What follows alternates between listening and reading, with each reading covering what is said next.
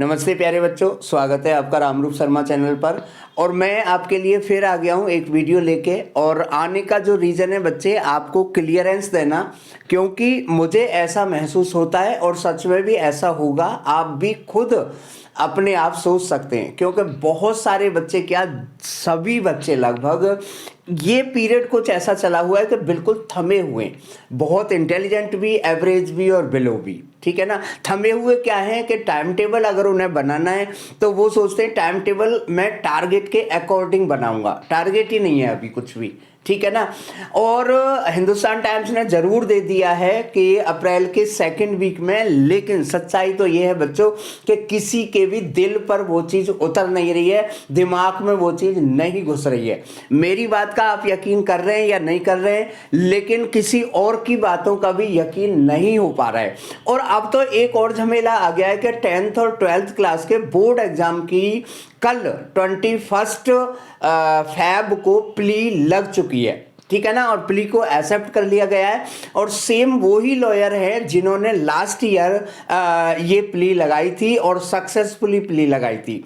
तो बच्चों, कहने का मेरा मतलब है कि इस वीडियो में मैं आपको बताने वाला हूं अपने प्रेडिक्शन, क्या निश्चित रूप से मैं आपको बताने वाला हूं कि क्या क्या हो सकता है, रजिस्ट्रेशन कब हो सकते हैं, पहला अटेम्प्ट कब हो सकता है, कितने अटेम्प्ट हो सकते हैं। और साथ के साथ मैं आपको बताऊंगा कि बोर्ड जो एग्जाम है 10th क्लास का और 12th क्लास का, वो कैंसिल होगा या फिर वो बोर्ड एग्जाम होगा। चलिए मैं आपको कुछ चीजों की तरफ ले चलता हूं जिनसे मेरे कहने से पहले आप शायद डिस्कस कर सकते हैं, बता सकते हैं, डिसाइड कर सकते हैं कि सर आप नहीं, हम आपको बता रहे हैं कि यही बात बिल्कुल बिल्कुल सही है। देखिए मेरे क्वेश्चंस जो है, सबसे पहले आप देखें कि मेरा सबसे पहला क्वेश्चन है कि एनटीए का कोई नोटिफिकेशन अभी तक बिल्कुल भी नहीं है।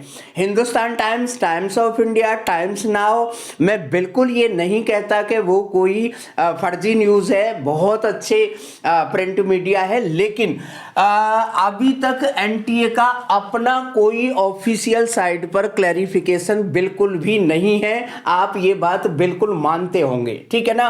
तो कोई भी क्लैरिफिकेशन नहीं, कोई नोटिफिकेशन नहीं, कोई ट्वीट नहीं, कोई ऑफिशियल स्टेटमेंट नहीं है।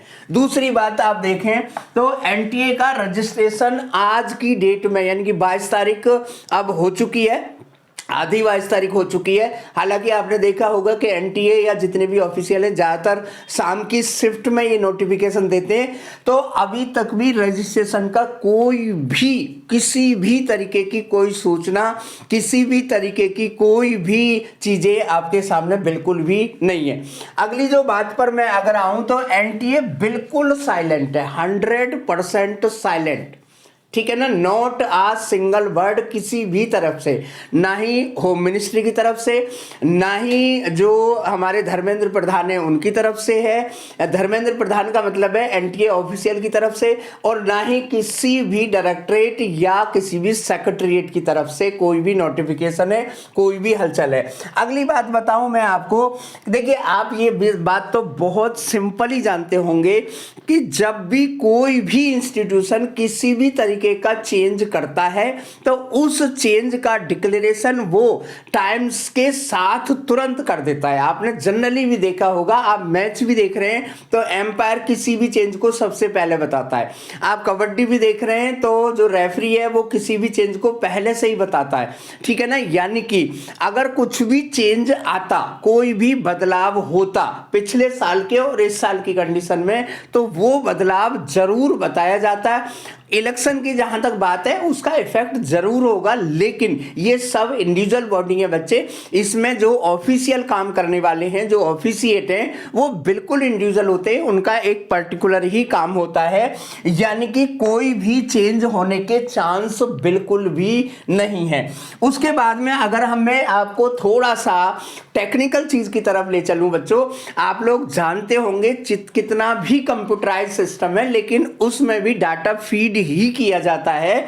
10 या 12 लाख बच्चों का जो रजिस्ट्रेशन है वो 10 या 15 दिन में किसी भी हालत में पॉसिबल नहीं है। उसके साथ साथ में देखिए एग्जाम के बाद का जो काम होता है वो बहुत कम होता है, क्योंकि OMR सीट होती है टोटली, तो उसे चेक करना पहले से सबसे बड़े प्रोग्राम बनाए जाते हैं। यानी कि जो रजिस्ट्रेशन है, यानी कि जो डाटा फिलिंग है, वो सबसे इंपॉर्टेंट चीज होती है। सेंटर का मटेरियल, सेंटर का बनाना, लोकेशन को सेटिस्फाइड करना और ऑफिशियल का नियुक्त करना, ये बहुत बड़ी प्रक्रिया होती है बच्चे। 1 या 2 दिन की या 3 दिन की प्रक्रिया ये बिल्कुल भी नहीं होती है। ऑल ओवर इंडिया क्या, आउट ऑफ इंडिया भी ये एग्जाम है इसका। और इसके साथ साथ में मैं आपको बता दूं कि जब आप ये सब चीजें देख लेंगे तो आपको लगेगा कि हाँ बिल्कुल सही है, इसका मतलब कोई बदलाव नहीं होना है। इसका मतलब है जो अटेम्प्ट आपके 2021 में हुए थे वही अटेम्प्ट 2022 में होने। देखिए मैं आपको बिल्कुल क्लियर करके देता हूं कि जो 21 के अटेम्प्ट थे वो ही 22 के अटेम्प्ट होंगे, और जो 21 का पैटर्न था वो ही 22 का पैटर्न होगा। मैं आपको बिल्कुल सही सलाह दे रहा हूं बच्चे, क्योंकि इसके पैटर्न में NCERT के साथ में जो NTA अभ्यास है उससे बहुत ज्यादा पेपर आया था। और मैं दोबारा से आपको आंकड़ा दे देता हूं कि केमिस्ट्री का जो पेपर था वो 95% से भी ज्यादा NCERT बेस और NTA अभ्यास के बेस पर था।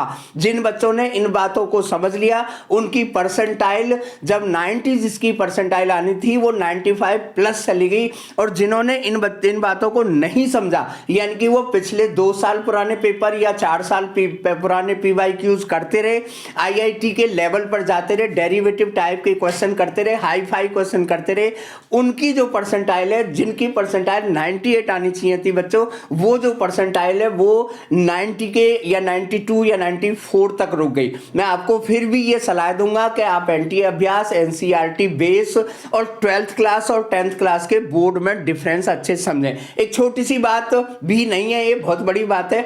कल का न्यूज आपने पढ़ लिया होगा, शाम बहुत बड़ा घमासान चला हुआ था कि 10th क्लास और 12th क्लास के लिए भी हाई कोर्ट में प्ली डाल दी गई है, प्ली को एक्सेप्ट कर लिया गया है, और ठीक उन्हीं के पास वो प्ली गई है जिन्होंने लास्ट ईयर इस प्ली को किया था और सक्सेसफुली बोर्ड के एग्जाम कैंसिल हुए थे। लेकिन मैं उसमें बिल्कुल निश्चिंत हूं, 99% ही कह सकता हूं, 100% कहना ठीक नहीं है कि जो